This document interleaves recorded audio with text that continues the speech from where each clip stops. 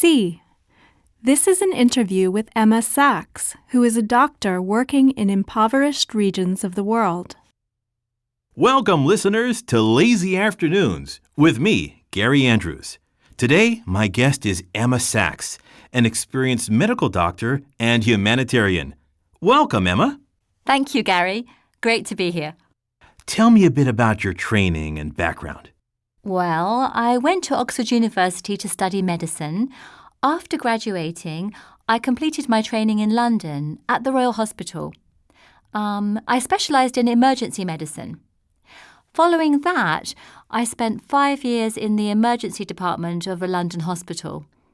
This was an exciting environment in which to work.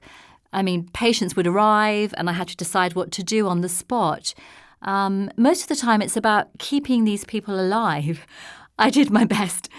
I think that while I was there, I would have seen almost every type of person and problem come in.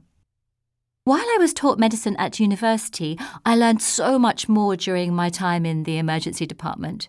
That's quite interesting. It must have been very stressful for you. It was.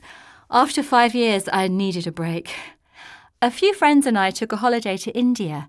It was a very different experience for me. I was exposed to a level of poverty that I had never imagined existed. People of all ages were subject to the worst living conditions, and their life expectancy was about 50 years, much less than in more developed countries. I extended my holiday and volunteered to work with a local homeless shelter.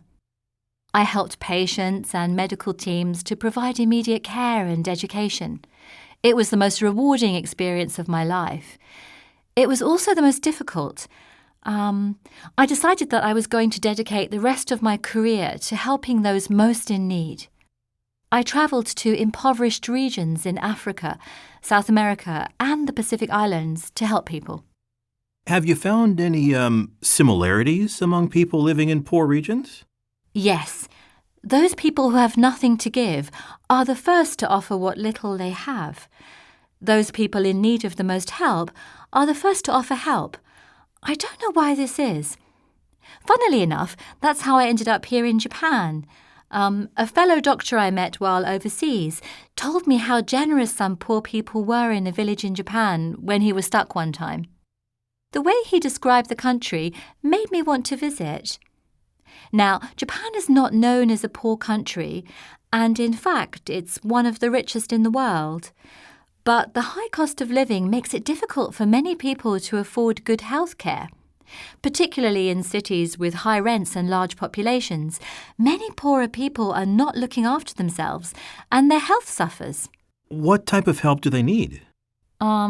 It's mainly related to identifying people who cannot help themselves. The elderly, those who have large debts, and people who have drug and alcohol problems. If we can identify these people as early as possible, then we can offer help before their health problems become too great. To compare the health problems of Japan to India would be unfair. However, there is such a large population here that you would be surprised at the number of people who are living in quite difficult circumstances. Well, Emma, thank you for talking with us today. Thanks, Gary. Good luck with the radio program. Questions. Number 1. What does Emma say about her medical education and background?